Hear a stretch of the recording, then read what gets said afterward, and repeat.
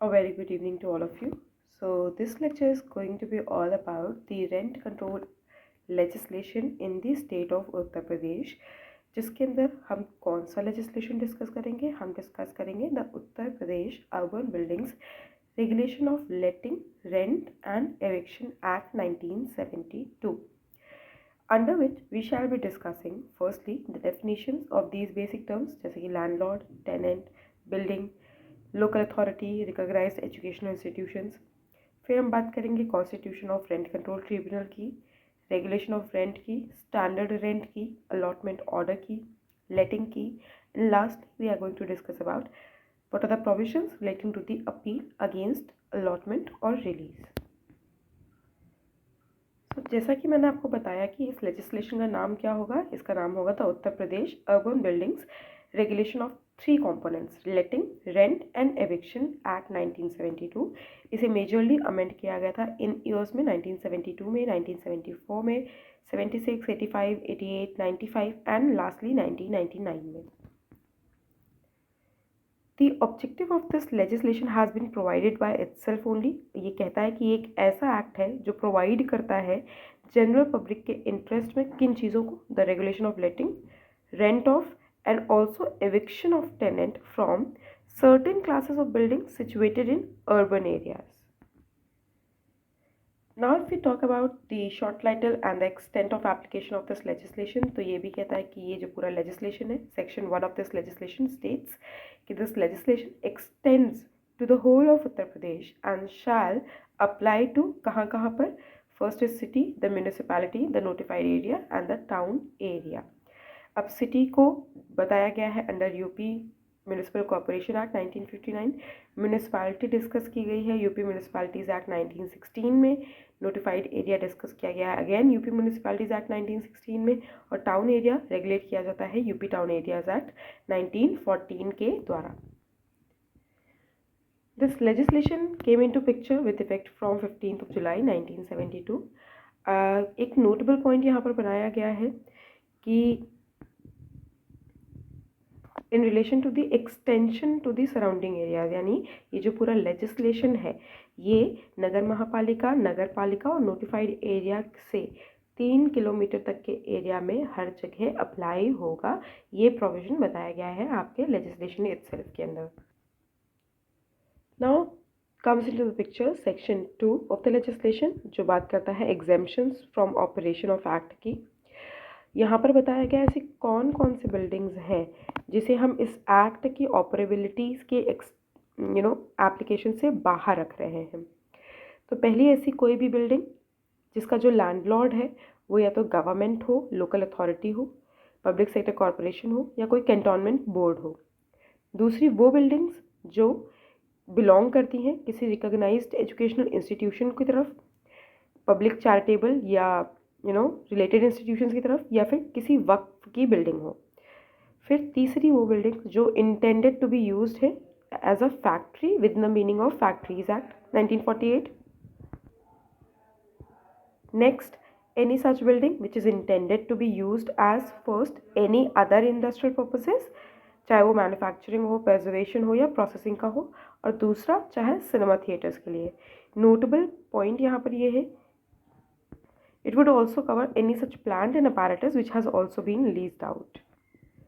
फिर आ जाइए नेक्स्ट, ऐसी बिल्डिंग्स जो यूज़ की जा रही हैं as a place of public entertainment, उनमें इंक्लूडेड है आपके स्पोर्ट्स स्टेडियम.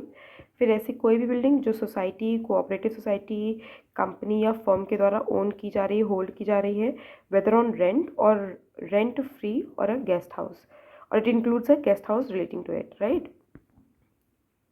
फिर ऐसी कोई भी बिल्डिंग जिसका मंथली रेंट एक्सीड कर रहा है 2000 से ज़्यादा, उसे भी आप इस एक्ट की ऑपरेबिलिटी से बाहर रखेंगे.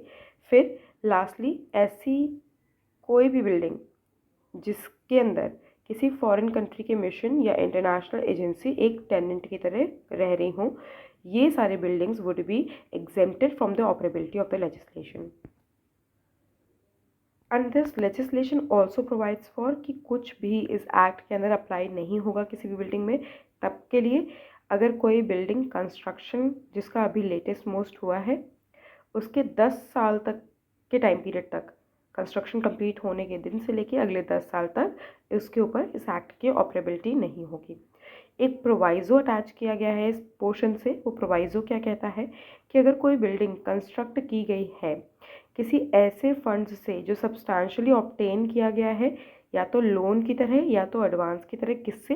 या तो स्टेट गवर्नमेंट से, LIC से, बैंक से, कोऑपरेटिव सोसाइटी से, या यूपी आवास विकास परिषद से, एंड जो उसकी रिपेमेंट की डेट है that exceeds the 10 years, then in that situation nothing shall apply to 15 years, nothing shall apply to such building until the 15 years or period ending with the date of actual repayment of loan, दोनों में से जो shorter होगा। एक और proviso attach किया गया है जहाँ पर ये कहा गया है कि अगर where construction of a building is completed on or after 26 April 1985,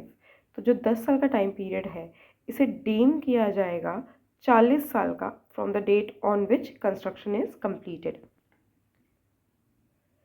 now let's talk about section 2 capital A, जहाँ पर कुछ स्पेशल प्रोविजंस को इंक्लूड किया गया है, जहाँ पर शॉर्ट टर्म लाइसेंस की बात हुई है। तो यहाँ पर इसका पहला क्लॉज ये कहता है कि ऐसा कोई भी व्यक्ति जो ऑक्यूपाई कर रहा है किसी बिल्डिंग को एज अ ओनर और एज अ टेनेंट, दोनों में से किसी भी कैपेसिटी पे, जिसे हम लाइसेंसर कहेंगे, जिन्हें हम लाइसेंसर कहेंगे इस सिचुएशन में, वो परमिट कर सकते हैं किसी और व्यक्ति को, जिसे हम लाइसेंसी कहेंगे, to occupy for purely temporary residential accommodation for a period not exceeding 3 months, यानी 3 महीने से ज़्यादा के लिए आप टेम्पररी रेजिडेंशियल अकोमोडेशन के लिए शॉर्ट टर्म लाइसेंस नहीं दे सकते, without any order of allotment under section 16, जहाँ पर अलॉटमेंट ऑर्डर की बेसिकली बात हुई है। तो यहाँ पर यही कहा जा रहा है कि कोई भी ओनर या टेनेंट उस कैपेसिटी में as acting as a licensor किसी को भी शॉर्ट टर्म लाइसेंस ग्रांट कर सकता है, but only for what purpose, the temporary residential accommodation. Now this provision has also been appended with a proviso, जहाँ पर 3 बातें कही गई हैं। पहला कि अगर आप ऐसी कोई भी ग्रांट कर रहे हैं शॉर्ट टर्म लाइसेंस की, तो वो आपको इंटीमेट करनी होगी किसको, DM को। It should be given jointly by the licensor and the licensee within 1 month from the date of occupation of the building और अ पार्ट। फिर दूसरा प्रोविजो ये कहता है कि जो DM है आपका वो एक्सटेंड कर सकता है maximum period of such temporary occupation, जो कि इसकी हमने बात की थी 3 महीने के लिए, आप इसको एक्सटेंड कर सकते हैं DM कब तक के लिए, 6 महीने के लिए, in the aggregate by any order, right. और नेक्स्ट प्रोविजो ये कहता है कि जो सिमिलर लाइसेंस है वो नहीं ग्रांट किया जाएगा in respect of the same building or part जिसके लिए आपने शॉर्ट टर्म लाइसेंस दिया था, within a period of 1 year from the date of vacation, यानी बिल्डिंग खाली होने के बाद 1 साल तक कम से कम आप ऐसा कोई शॉर्ट टर्म लाइसेंस दोबारा ग्रांट नहीं कर सकते हैं। फिर सेक्शन 2 कैपिटल ए के क्लॉज 2 के अंदर ये बात कही गई है कि जो वो लाइसेंसी है जिसे हमने शॉर्ट टर्म लाइसेंस ग्रांट किया है, वो उसे हम टेनेंट की तरह डीम नहीं करेंगे under section 20, not with standing कि वो क्या कोई पेमेंट कर रहा है या उसे कोई रेंट पे करना है या नहीं करना है, इससे कोई फ़र्क नहीं पड़ता है। फिर सेक्शन 2 कैपिटल ए की क्लॉज 3 में ये बात कही गई है कि कोई भी licensor, such licensor shall not be deemed to have ceased to occupy building or part thereof merely on the ground कि उसने ऐसा कोई लाइसेंस ग्रांट कर दिया है। यानी अगर कोई लाइसेंसर है, चाहे वो ओनर हो चाहे टेनेंट है, तो अगर उसने कोई शॉर्ट टर्म लाइसेंस ग्रांट किया है तो हम ये नहीं मान लेंगे कि उसने कोई शॉर्ट टर्म लाइसेंस ग्रांट कर दिया है तो बिल्डिंग खाली हो गई है, राइट। फिर क्लॉज 4 के अंदर ये कहा गया है कि जो DM है shall not make an allotment order under section 16 for vacated building or part except with the consent of the landlord. Later it has been provided under clause 5 कि अगर कोई लाइसेंसी omit या refuse करता है to vacate the building or part after the expiry of the period of the license, तो जो licensor है वो एक एप्लीकेशन इसके रिगार्ड में कर सकता है, किसको, टू द प्रिस्क्राइब्ड अथॉरिटी। फिर जो प्रिस्क्राइब्ड अथॉरिटी है वो एक ऑर्डर ऑफ फॉर इवेक्शन देंगी which shall be final only after giving. But ये जो ऑर्डर है ये कब पास किया जाएगा, आप कंसर्न जो पार्टीज़ हैं उनको reasonable opportunity of being heard देने के बाद ही इस तरह का कोई भी एविक्शन ऑर्डर पास किया जाएगा प्रिस्क्राइब्ड अथॉरिटी के द्वारा। फिर आ जाते हैं हम सेक्शन 2 क्लॉज बी के अंदर, जहाँ पर आपके रेंट कंट्रोल ट्राइब्यूनल्स की कॉन्स्टिट्यूशन की बात की गई है। तो यहाँ पर कहा गया है कि जो स्टेट गवर्नमेंट है वो नोटिफाइड ऑर्डर के द्वारा एक या एक से ज़्यादा रेंट कंट्रोल ट्राइब्यूनल हर डिस्ट्रिक्ट में बना सकते हैं और उस ऑर्डर को, उस इस्टेब्लिशमेंट ऑफ आरसीटी के ऑर्डर को कैंसिल या अमेंड भी कर सकते हैं। Now comes a very important clause, जिसके अंदर ये कहा गया है कि जो इस आरसीटी है, आपकी रेंट कंट्रोल ट्रिब्यूनल है, उसे डीम किया जाएगा एज अ डीएम और a prescribed authority and the matters pending before them stand transferred to the RCT.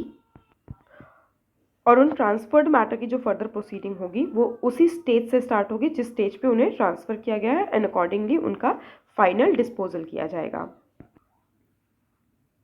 फिर आ जाइए सेक्शन 3 के अंदर, जहाँ पर डेफिनेशन क्लॉज डिस्कस किया गया है। तो यहाँ पर पहली डेफिनेशन है 3A के अंदर, जो है टेनेंट की। टेनेंट का मतलब है in relation to a building, ऐसा कोई भी व्यक्ति जिसके द्वारा रेंट पेएबल है, और एंड साथ ही साथ टेनेंट की डेथ पे अगर वो रेसिडेंशियल बिल्डिंग का टेनेंट था तो उसके जो एयर्स हैं, जो उसके साथ नॉर्मली उस बिल्डिंग में रहते थे, उसके द्वारा पेबल है, या अगर नॉन रेसिडेंशियल बिल्डिंग का टेनेंट था तो उसके एयर्स के साथ, चाहे वो उसके साथ रहते हो या नहीं रहते हो, इससे कोई फर्क नहीं पड़ता। इस प्रोविजन के साथ एक एक्सप्लेनेशन भी अटैच किया गया है, जिसमें ये कहा गया है कि कोई भी occupant of a room in a hotel और अ लॉजिंग हाउस, उसे हम टेनेंट नहीं मान सकते हैं। यानी अगर आप किसी होटल में जाके कमरा लेते हैं या किसी लॉजिंग हाउस में जाके कमरा लेते हैं तो आपको टेनेंट नहीं माना जाएगा। Next comes the definition of the term building, जो आपकी सेक्शन 3 के क्लॉज आई में दी हुई है, जिसका मतलब है रेसिडेंशियल या नॉन रेसिडेंशियल बिल्डिंग, साथ ही साथ वो रूफ्ड स्ट्रक्चर होना चाहिए, एंड शैल इंक्लूड व्हाट, कोई भी लैंड जिसमें गार्डन इंक्लूड हो, गराज, आउट हाउसेज जो उस बिल्डिंग से जुड़े हुए हों। साथ ही साथ अगर फर्नीचर सप्लाई किया गया है किसी भी तरह का लैंडलॉर्ड के द्वारा उस बिल्डिंग में यूसेज के लिए, तो वो फर्नीचर भी आपका बिल्डिंग की डेफिनेशन के अंदर फॉल करेगा। साथ ही साथ ऐसे कोई भी फिटिंग और फिक्सचर्स जो अफिक्स्ड है उस बिल्डिंग के साथ, ताकि आप उस बिल्डिंग को और बेनिफिशियल तरीके से एंजॉय कर सकें, तो ये सारी चीज़ें आपकी बिल्डिंग की डेफिनेशन के स्कोप में फॉल करेंगी। फिर सेक्शन 3 के क्लॉज जे के अंदर लैंडलॉर्ड की डेफिनेशन दी गई है, जहाँ पर ये कहा गया है ऐसा कोई भी व्यक्ति जिसका रेंट पेएबल है, और वो इंक्लूड किन किन लोगों को करता है, यानी एजेंट भी हो सकता है, वो भी लैंडलॉर्ड की तरह डीम किया जाएगा, अटॉर्नी हो सकता है, such person except clause G, यानी फैमिली को इससे एक्सक्लूड किया गया है। फिर then next comes the definition of local authority, जिसको प्रोवाइड किया गया है सेक्शन 3 के क्लॉज एम के अंदर। It would mean a nagar mahapalika, a municipal board, a notified area committee, town area committee, zila parishad, development authorities जो रेगुलेट की जाती हैं UP urban planning and development act के द्वारा 1973 के द्वारा, UP Awas Vikas Parishad. Then there is this definition of recognised educational institution, ये provide की गई है सेक्शन 3 के क्यू क्लॉज में, जहाँ पर कहा गया है कोई भी यूनिवर्सिटी जो लॉ के द्वारा इस्टेब्लिश की गई हो, कहाँ पर, इंडिया में, कोई भी इंस्टीट्यूशन जो रिकॉग्नाइज किया जाता हो under the intermediate education act 1921 और यूपी बेसिक एजुकेशन एक्ट 1973, या कोई भी ऐसा इंस्टीट्यूशन जो रिकॉग्नाइज और एफिलिएटेड हो under the UP state universities act 1973।